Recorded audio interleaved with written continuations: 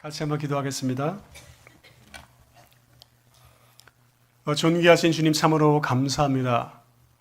복되고 거룩한 날 이렇게 강북 우리 위에 와서 함께 하나님의 말씀을 나누게 하심을 감사를 드립니다.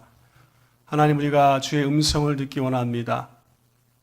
고난과 고통 가운데 있는 형제 자매들이 있다면 말씀을 통하여 위로하여 주시고 새 힘을 주시고 새로운 소망을 주시기 원합니다. 아무도 인생에서 고난과 고통에서 자유한 사람이 없는 줄 압니다. 인생의 광야 속에서 때때로 우리가 낙심할 때가 있고 하나님이 어디 계신가 물을 때가 있습니다. 여전히 거기 계신 하나님, 우리 고난과 고통 가운데 함께 하시며 가장 선한 그 좋은 것을 예비하신 그 하나님을 우리가 만나게 하여 주시옵소서. 성령 하나님께 이 시간에 우리 강북 우리 교회 성도 심령마다 각 개인마다 말씀하여 주시고 만져주시고 정말 하나님에 대한 소망과 갈망이 깊어지게 하시며 주의 은혜의 풍성함들 깨달아 알 수 있도록 역사하여 주시기 원합니다. 이 시간 모든 것 위탁합니다. 부족한 종을 예수의 피로 덮으시고 성령 하나님께서 감추어 주시며 주의 은혜의 말씀만에 증거될 수 있도록 역사하여 주시옵소서. 주께 위탁드리며 감사하며 예수님의 이름으로 기도합니다. 아멘. 예, 여러분 반갑습니다. 네, 같이 한번 인사할까요? 나는 예수님 때문에 행복합니다. 같이 인사합시다. 네. 예, 여러분 이렇게 뵙게 되니까 너무나 반갑고 좋습니다. 기대하고 왔습니다. 우리 목사님 뵈니까 얼굴 표정이 너무나 평안하세요. 옛날보다 더 멋지시고 또 은혜가 충만하고 우리 성도님도 마찬가지고 또 이렇게 아름다운 건물, 예배의 처소를 이렇게 레노베이션해서 너무나 보기 좋고 아름답습니다. 또 은혜스러운 찬양, 우리 성가대 찬양 너무나 감사하고요. 여러분, 우리는 살아가면서 무엇인가 추구하고 살아갑니다. 행복을 추구합니다. 행복하게 원하지 않는 사람은 아무도 없습니다. 그런데 여러분, 어떤 분들에게 물어보면 이런 이야기를 합니다. 나는 새로운 집을 장만해서 행복합니다. 우리 자녀가 좋은 대학 들어가서 행복합니다. 또 이런 문제가 해결돼서 행복합니다. 어떤 조건들을 이야기하는 걸 보게 됩니다. 여러분, 어떤 것 때문에 행복하세요? 네. 예수 믿어 행복합니까? 정말 그러세요? 아멘. 역시 강북 우리 교회 다릅니다. 수준이 다릅니다. 많은 사람들이 행복을 추구하고 살아갑니다. 근데 의외로 행복하지 않은 사람이 많아요. 왜 우리가 행복에 대해서 그토록 많이 이야기를 할까요? 행복하고 싶으니까. 그렇죠? 바꿔 말하면 생각보다 행복하지 않아요. 그래서 행복하고 싶은 거예요, 사실은. 너무나 행복하고 싶어 합니다. 행복을 추구합니다. 그런데 나이가 들수록 행복하는 게 생각처럼 쉽지 않구나라는 걸 느낄 때가 있어요. 그렇죠? 네. 사는 게 만만하지가 않아요. 뜻하지 않은 질병과 고난과 사건, 사고들, 여러 가지 일들을 만납니다. 세상 사는 거 쉽지 않아요. 그렇죠? 저는 제가 나이가 들면 세상 사는 게 쉬울 줄 알았어요. 빨리 나이 먹고 싶었습니다. 제 나이가 꽤 돼요. 그래도 여러분 생각보다. 올 9월이면 제가 50입니다. 네, 젊어 보이죠? 30대로 봐요. 어떤 분? 30대 초반으로 봅니다. 제 얼굴이 지금 30년 전 얼굴이에요. 제 형님 누님보다 제가 더 나이 들어 보인다는 얘기를 들었는데 30년 동안 안 늙었어요. 제가. 머리카락 좀 빠진 거 빼고는. 예수 믿어서 물론 그렇습니다만 사실은 제가 제 인생에서 많은 고난과 아픔의 역사도 있어요. 제가 캐나다에서 지금 선교를 하면서 많은 분들을 만납니다. 원주민들 뿐만 아니라 캐네디언들 또 이민 오신 분들을 많이 만납니다. 지금 16년 됐으니까 적지 않죠. 17년 돼 가는데 많은 분들을 만나서 이렇게 이야기해보면 이민 오신 이유는 뭘까요, 여러분? 뭐 때문에 이민 갈까요? 네? 한마디로 말하면 행복하고 싶어서 이민 갑니다. 행복하고 싶어 이민 가는 거예요, 사실은. 좀 더 좋은 환경 속에 살면 행복해질까 싶어서 이민 갑니다. 자녀 교육을 위해서. 자녀가 잘 되면 행복할 줄 알아요. 가끔 그런 분 보지만 그렇게 행복하지 않아요. 거기서 캐나다에서 남의 나라에 살면서 언어가 다르고 문화가 다르고 음식이 다르고 애들이 한 고등학교 졸업하고 대학 들어갈 때쯤 되면 남남이 돼요, 캐나다는 여러분. 부모랑 자녀랑 언어적으로 소통이 안 되고 문화적으로 달라요. 대학만 들어가 독립적이 됩니다. 어떤 일이 일어나냐면 결혼할 때 되면 있죠. 아버지 저 결혼합니다.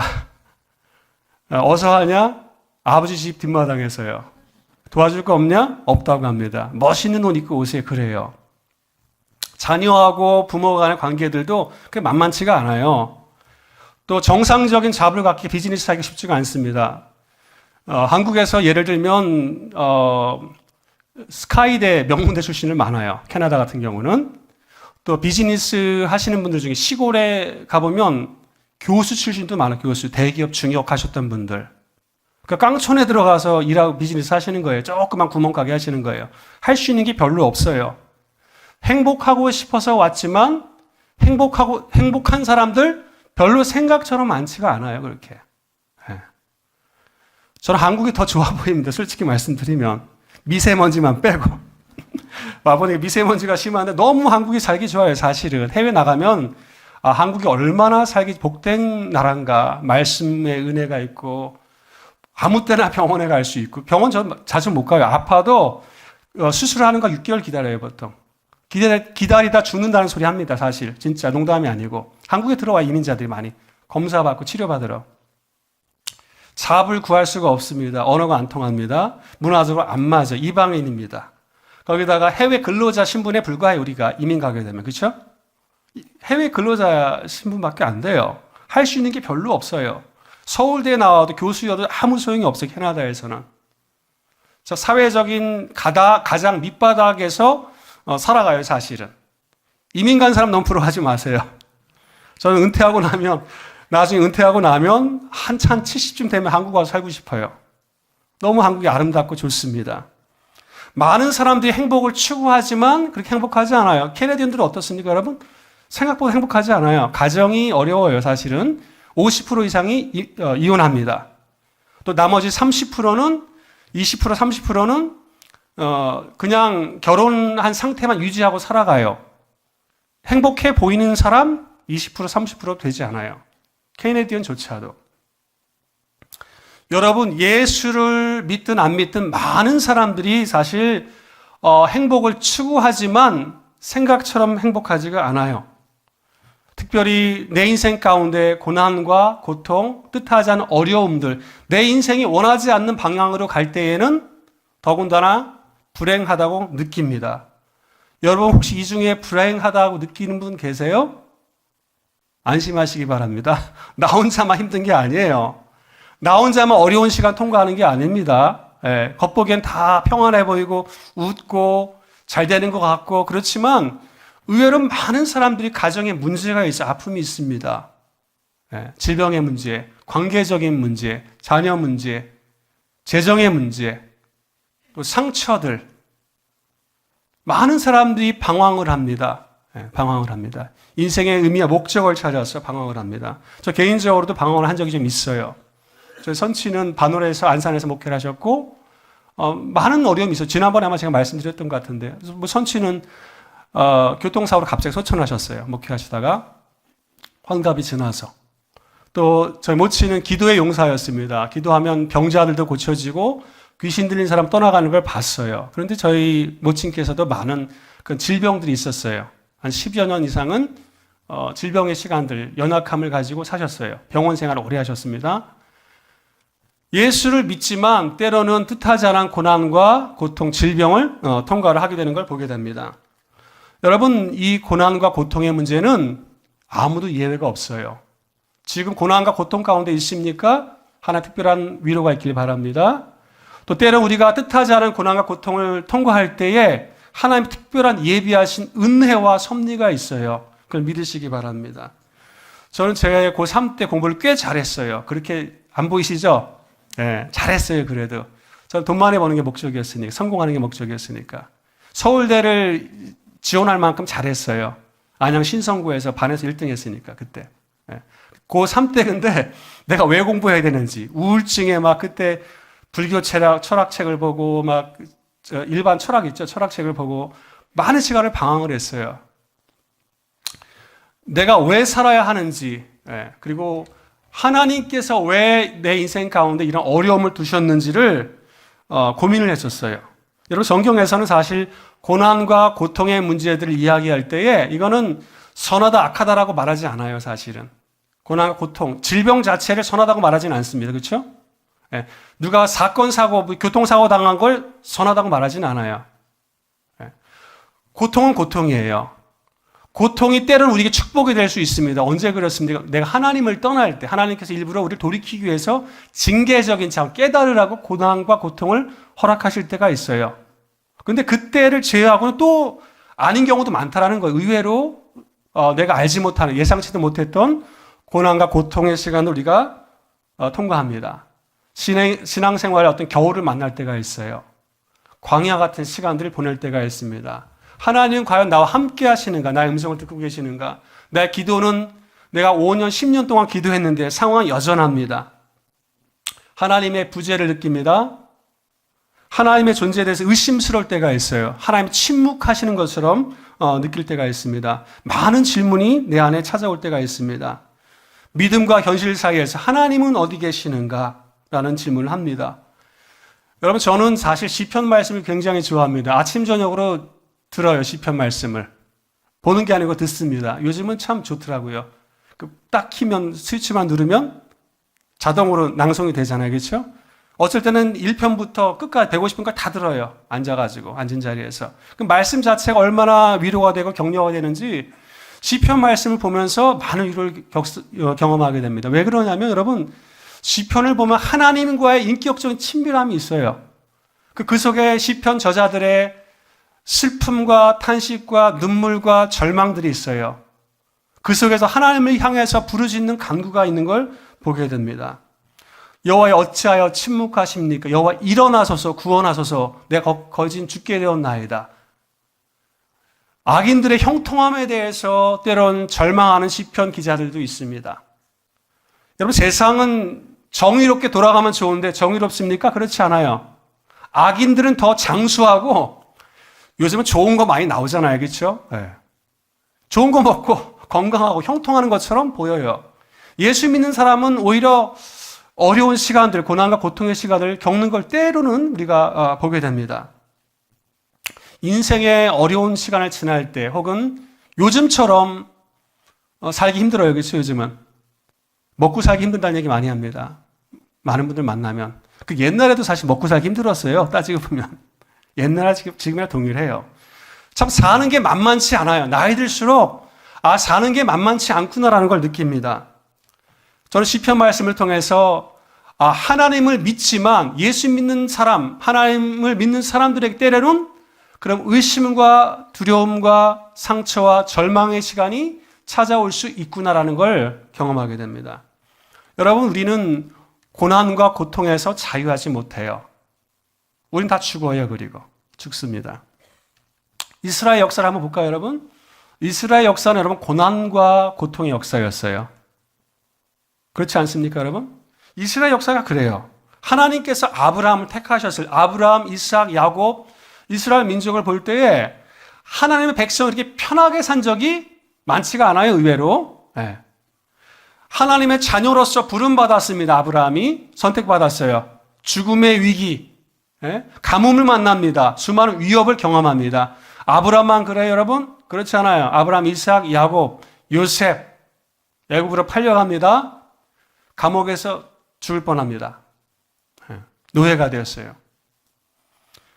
또 이스라엘 민족 어떻습니까? 가나안을 향해서 가지만 늘 고난과 위험과 마실 물이 없어서 먹을 것이 없어서 또 적들의 위협, 가나안 족속들의 위협 속에서 믿음의 행진을 합니다. 가나안 땅에 들어갔을 때 여러분 어땠습니까? 평안했나요? 잠시는 그랬어요. 그 대부분의 삶이 전쟁의 역사였어요.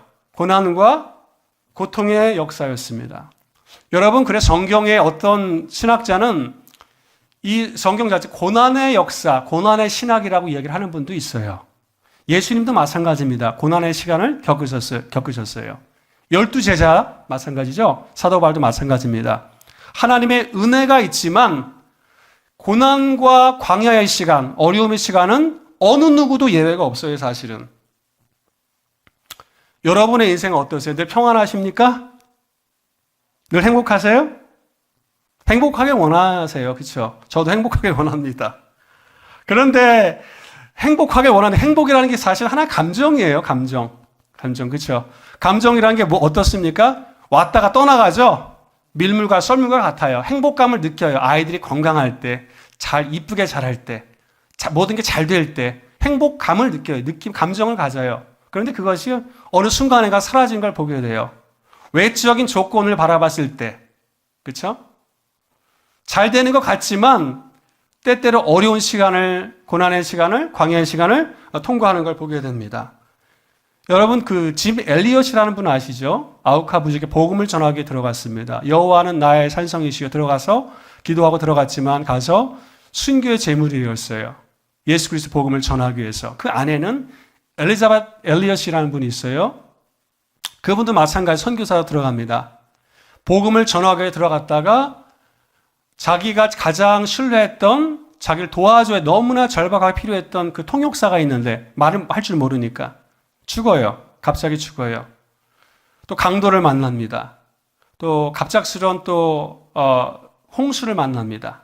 그러니까 어려운 시간을 겪어요. 하나님께서 지켜주시고 함께 하시지만 때때로 알지 못하는 고난과 위기의 시간들, 어려운 시간을 통과한다는 것입니다. 저도 원주민 선교하면서 많은 일 겪었어요. 이 자리에서 뭐 다 나누긴 어렵고, 뭐 죽을 뻔한 적, 교통사고 나서 그냥 0.1초 사이로 자동차 정면 충돌 피했던 적도 있고, 또 하나님께 정말 많은 사람들 세워주셨어요. 원주민 목사님들, 지금 제자들 중에 부흥 강사도 있어요. 연세가 많으신 분들 계시고, 또 큰 건물, 반기독교적인 원주민 정부에서 10억 이상 넘는 건물을 지어주기도 했습니다. 놀라운 역사들이 있지만 저 역시 고난이 없지는 않았어요. 있었습니다. 고소하겠다는 분도 있고 욕도 먹었고, 예수 전한다는 이유 때문에 순간순간 어려운 시간들이 참 많이 있었어요. 우리는 여러분 어느 누구도 이 고난의 학교에서 자유하지 못합니다. 오늘 욥기 우리 읽은 말씀 보게 되어지면 1장, 2장에 쭉 보게 되면 어떤 일이 있습니까? 하나님께서 의롭다고 말씀하신 욥의 이야기 속에 이해할 수 없는 일들이 일어납니다. 재산을 다 잃습니다. 잃어버립니다. 자녀를 잃어버려요. 건강을 잃습니다. 또 명예, 사회적인 명예와 신분적인 사람들의 신뢰를 다 잃어버려요. 아무것도 남는 게 없어요. 욥의 인생 가운데. 그 이야기가 기록되어 있어요. 욥이 그렇다고 그런 고난과 고통을 겪을 만한 죄를 졌습니까? 그렇지 않아요. 그렇지 않아요. 뜻하지 않은 갑작스러운 고난, 어려움들 찾아옵니다. 그 이야기를 쭉 하는 거예요. 욥의 친구들과 함께 엘리바스, 빌다, 소발과 함께 같이 논쟁합니다. 왜 하나님이 선하신 분이고 전능하신 분인데 선한 자에게는, 의로운 자에게는 축복하시고 죄 지은 자에게는 징계하신 하나님, 벌 주시는 하나님, 의로운 하나님인데 왜 의로운 욥의 인생 가운데 이런 어려움이 있는가라는 거예요. 많은 사람들이 이야기합니다. 잘 되면 내가 잘해서 잘 된 줄 알아요. 그렇죠? 내가 잘해서 축복받아가지고 헌금 열심히 섬겼더니 내가 잘해서 나야, 나 중심은 내가 잘했기 때문에, 상 받을 만했기 때문에. 또 어렵거나 고난과 문제가 생기면 뭐라고 합니까? 벌 받았다, 징계 받았다 얘기를 해요. 사람들이 인과응보적인 생각을 해요. 그렇죠? 사실 불교적인 생각을 할 때가 있어요. 내가 잘했기 때문에 축복받고 내가 잘못했기 때문에 벌받고. 근데 꼭 그렇지는 않아요. 하나님께서 우리 축복하시는 분이고 은혜 베푸시는 분이지만 뜻하지 않은 고난과 위기를 만날 때에 우리 잠깐 하나님 뜻이 무엇인지를 물어볼 필요가 있다는 겁니다. 욥의 친구들과 이야기를 하면서 끊임없이 변론합니다. 하나님은 어떤 분인가? 내가 믿는 하나님이 어떤 분인가? 여러분, 고난의 문제는 어떤 문제로 바뀌는지 아십니까? 믿음의 문제가 돼버려요. 믿음의 문제. 내가 믿는 하나님은 어떤 분인가? 여러분이 믿는 하나님은 선하신 분입니까? 아멘? 네, 대답을 안 하신 분 계신데, 그렇죠? 선하신 분이세요. 우리가 믿는 하나님 선하신 분, 좋은 걸 예비하신 분이세요. 그렇지만 또 미스터리가 뭡니까? 우리의 인생과 여전히 고난과 고통과 아픔이 있다는 거예요. 캐나다에서 제가 많은 선교사님, 목사님들과 기도 모임 할 때 연세가 60, 70 넘으신 분들 계세요. 교제하고 때로 상담도 해드리는데 어떤 분은 수술을 잘못했어요. 존경받는 목사님은 사모님이에요. 그러니까 몸을 움직이지 못해요. 수혈을 잘못해서. 어떤 분은 수술을 잘못 눈이 깜빡깜빡해요. 캐나다가 여러분 의료 수준이 한국의 80년대라고 보시면 맞아요. 의료사고 무지 많습니다. 의료사고 무지 많아요. 신경 잘못 건드려서 반신마비가 되는 어떤 목사님도 있고 굉장히 의료사고 많아요. 수많은 위기와 질병과 고난 뜻하지 않은 알 수 없는 이해할 수 없는 그런 걸 겪게 됩니다. 그럴 때 우리가 과연 질문해요. 하나님이 여전히 선하신 분이고 나와 함께 하시는가라는 질문하는 걸 보게 됩니다. 여러분 이 이야기 자그만치 42장이나 돼요. 42장. 한두 장이면 충분할 것 같은데 그 얘기는 뭡니까 여러분? 고난의 문제는 이렇게 생각처럼 간단하지 않다는 얘기예요. 그렇죠? 42장씩이나 기록하신 거, 성경 기록된 거. 저는 이 욥기를 읽을 때마다 은혜가 돼요. 은혜가. 옛날엔 이해가 안 됐지만 지금 은혜가 돼요. 이렇게 온전한 하나님의 사람도 때로는 고난을 통과할 수 있구나. 거기는 어떤 내가 모르는 신비가 있다는 걸 발견하게 됩니다. 여러분 욥은 끊임없이 친구들과 함께 하나님은 어떤 분인가, 내 인생에 어떤 죄가 있길래 여러 가지 질문하면서 42장까지 갑니다. 욥은 하나님을 원망도 합니다. 자기가 태어난 날을 저주하기도 합니다. 자기 생일을 저주해요. 하나님 앞에 막 대들어요. 막 신경질도 부려요. 심지어는 여러분. 신경질 부려요. 여러분 이 시편 말씀을 보게 되어지면 하나님 앞에 믿음의 사람들이 여호와여 어찌하여 침묵하십니까? 내가 죽게 되었습니다. 나를 구원하소서, 일어나소서, 나를 건지소서. 수많은 탄식과 눈물과 아픔이 있고 심지어는 하나님 앞에 막 덤벼들어요. 사실은 심하게 말하면. 근데 재미난 건 여러분 하나님께서 뭐라고 안 하더라고요. 예? 자기 감정과 아픔과 눈물을 하나님 앞에 쏟아놓을 때 하나님께서 아무 말씀 안 하세요. 뭐라고 안 하세요. 여러분 하나님 그렇게 무서운 분 아니거든요. 사실은 우리가 하나님이 마치 내가 내 상처 아픔을 고백하고 내 감정을 얘기하면 야단 맞을 것 같아요. 우리 마치. 그렇죠? 네. 그런 오해를 할 때가 있습니다. 하나님이 여러분의 감정에 대해서 뭐라고 안 하세요. 생각보다. 네? 그 감정 속에서 내가 어떻게 반응하는가, 내가 어떻게 하나님을 고백하는가, 그걸 중요하게 보시지 여러분 감정에 대해서 뭐라고 안 하세요. 하나님께서. 내 외로움, 두려움, 눈물, 슬픔, 고난 이 이야기를 하나님께 이야기할 때 하나님께서 뭐라고 야단치지 않더라고요. 보니까. 시편 말씀 제가 그래 좋아해요. 제 인생에서 그랬거든요. 왜 하나님 우리 아버지가 그렇게 목회자로서 잘 섬겼는데 열심히 섬겼는데 부족하지만 교통사고 소천하시고 어머님도 그렇게 믿음의 사람을 사셨지만 왜 질병이라는 게 있었습니까? 제 막내 아들은 5년 전, 6년 전에는 암 말기였어요. 또 작년에는 장폐색하고 또 면역 문제로 인해서 자기 세포가 자기 몸을 공격하는 그런 질병이 있었어요. 굉장히 어려운 시간을 겪었다고요? 그러면 하나님께서 왜 이런 고난을 우리 인생 가운데 두셨을까라고 여러분 그런 마음이 들 수 있어요. 사실은. 여러분의 고민과 아픔을 하나님 앞에 가지고 나갈 때 하나님이 그거를 뭐라고 안 하세요. 사실은. 그 속에서 내가 누구한테 내 문제를 가지고 나가는 그게 중요해요. 사실은. 여러분 욥은 42장까지 보면 그 문제를 가지고 누구 앞에 씨름했습니까? 하나님 앞에 씨름했어요. 하나님 임재 앞에 나갔습니다. 주여 말씀해달라고. 하나님 때로는 하나님을 사모하며 때로는 고함치며 내가 죽겠습니다. 하나님. 내가 죽었으면 좋겠 심지어는 그렇게까지 얘기를 했다고요. 내 생일에 내가 태어난 날 내가 이렇게 극심한 고통 가운데 있다면 하나님 나를 건지셔서 끊임없이 자그마치 38장에 갈 때까지 38장에 하나님이 나타나서 말씀합니다. 끊임없이 하나님 앞에 가지고 나가요. 그 문제를. 그런데 하나님은 욥한테 그렇게 야단치지 않으셨어요. 욥한테 그렇게 야단치지 않으셨어요.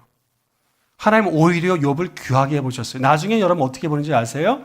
욥을 오히려 의롭다고 말씀하세요. 네?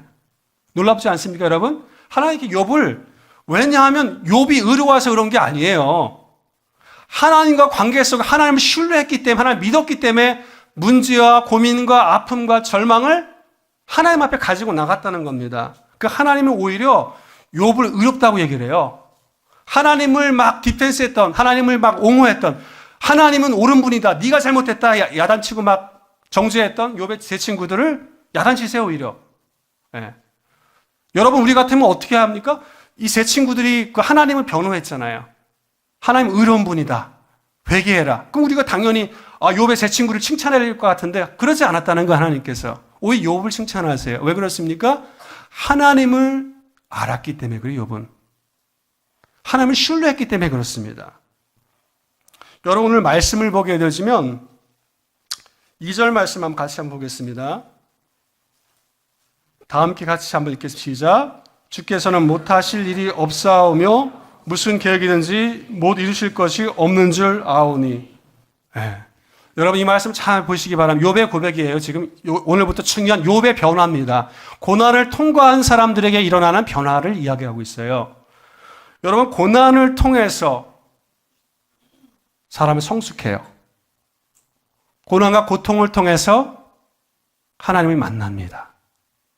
여러분 돈 많이 벌고 성공하고 사회적 직분이 있는 사람들이 하나님을 깊이 만나는 걸 본 적이 있습니까? 없어요. 그러면 가장 인생의 고통과 눈물의 절망의 골짜기에서 하나님을 만나요. 산 정상에서 성공한 그 정상에서 하나님 만난 적이 없어요. 별로 없어요. 그런 적은. 인생의 가장 고통의 순간에 지금 찾아오세요. 37장 동안 침묵했던 하나님이 38장에 나타나세요. 말씀하세요. 여러분 욥은 한 번도 하나님을 만난 적이 없어요. 하나님을 예배했지만 직접 하나님의 음성을 들은 적이 있습니까? 없어요. 37장까지 하나님 지켜보고 계셔 욥을 칭찬하고 계셨어요. 그럼 욥과 대화한 적이 있습니까? 없어요. 38장에 하나님과 욥은 대화하기 시작합니다. 하나님이 욥의 고난에 대해 설명을 합니까? 하지 않아요. 네가 이런 문제 때문에 고난당한다. 아무 얘기 하지 않습니다. 창조주의 영광 위엄으로 만나요. 하나님과 만난데 욥이. 하나님과 만난 그 순간 여러분 어떻게 됩니까? 질문이 사라져요. 질문이 사라져요. 하나님 말씀하기 시작합니다. 욥은 듣기 시작합니다. 하나님 영광에 대해 창조주의 영광으로 찾아오실 때에 여러분 우리가 하나님 만나게 되면 어떤 일이 일어나는지 아십니까? 질문이 사라져요. 사실은. 하나님의 창조주의 영광 앞에 그분의 주권과 그분의 위엄 앞에 우리가 설 때에 나는 죄인입니다라는 고백을 할 수밖에 없어요. 지금 읽은 말씀도 주께서는 못하실 일이 없습니다. 하나님의 주권에 대해서 이야기를 합니다. 여러분 고난과 고통의 문제 사실은 우린 죽어 마땅한 존재입니다. 사실은. 우리가 은혜를 경험하니까 나는 맨날 축복받고 은혜 받아도 마땅한 존재를 생각을 해요. 예. 여러분 그런 얘기도 하더라고요. 예, 축복과 은혜도 권리인 줄 아는데 권리인 줄 알아요. 오랫동안 하면. 나는 당연히 축복 하나님께 베푸신 거예요. 우리가 잘나서가 아니고 불쌍히 여기셔서 그분의 긍휼과 자비하심 때문에 우리가 하나님 은혜를 입었어요. 축복을 받은 거예요. 그렇죠? 원래 우린 죽어 마땅한 존재입니다. 하나님 심판과 진노와 저주 가운데 있던 존재예요. 우린 피조물입니다. 우리 하나님이 아니에요. 사실은.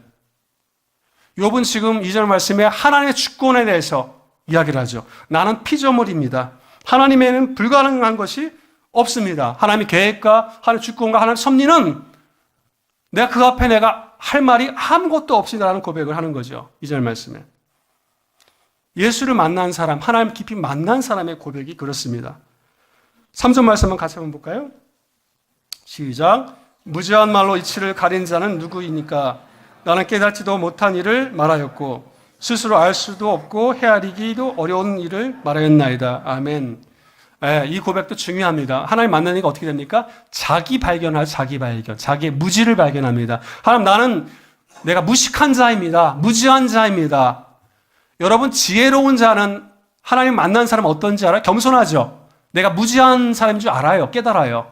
하나님 깊이 만난 사람은 겸손해요. 왠지 아십니까? 내가 무지한 자이기 때문에, 내가 부족한 자이기 때문에, 내가 하나님의 그 지식과 지혜 앞에 내가 아무것도 아닌 자임을 깨닫기 때문에 겸손할 수밖에 없어요. 자기 발견이 일어나요.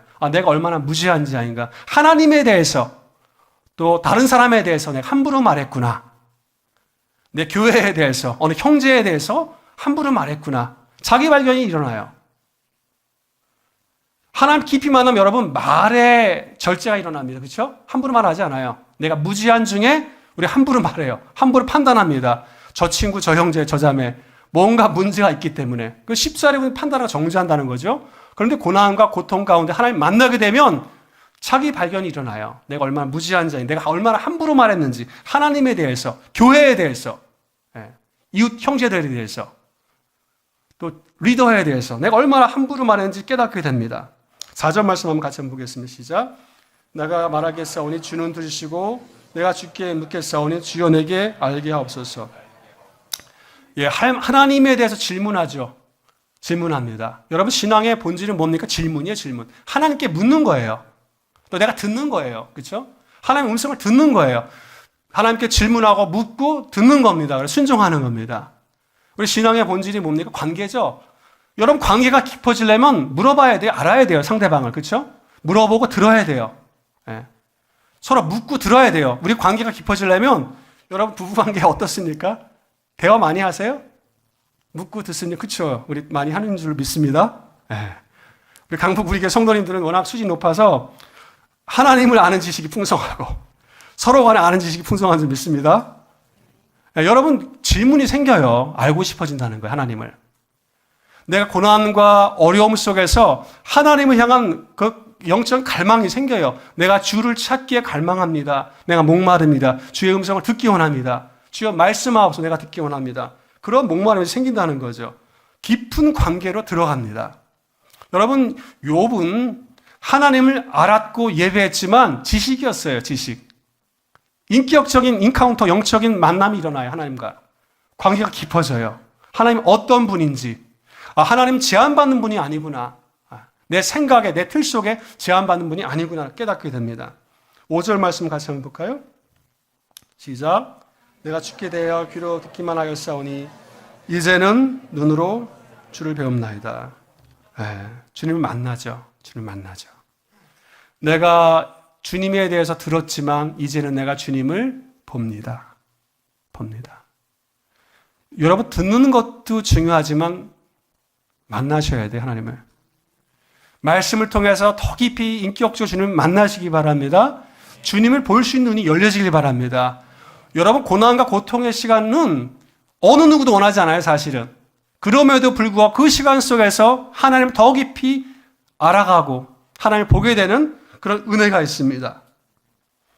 부분적으로 알았어요. 하나님에 대해서. 이제 설명이 필요 없어요. 하나님 만났기 때문에.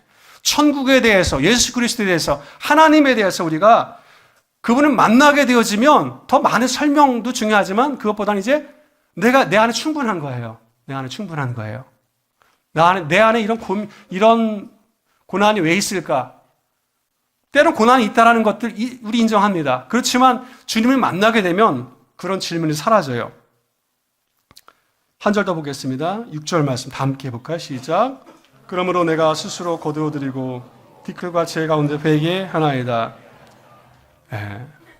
이 고백 굉장히 중요한 고백입니다. 여러분 욥이 이제 하나님 앞에 어떻게 됩니까? 회개하죠. 하나님 만나니까. 그죠?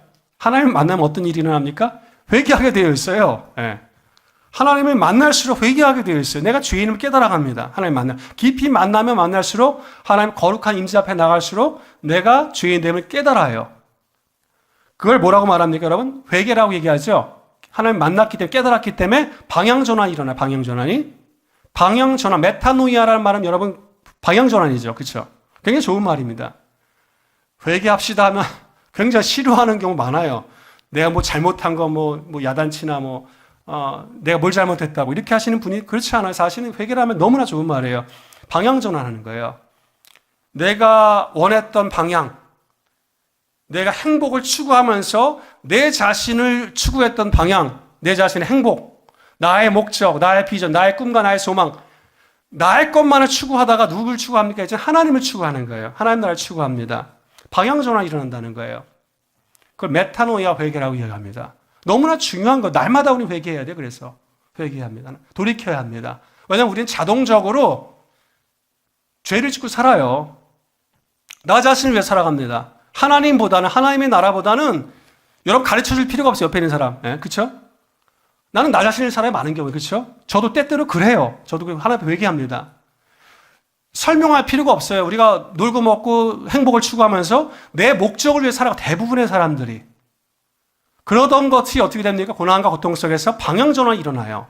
좀처럼 이 방향전환이 일어나지 않아요. 사실은. 어떤 때 일어납니까? 고난 속에서 하나님을 만날 때. 그때 비로소 방향전환이 일어나요.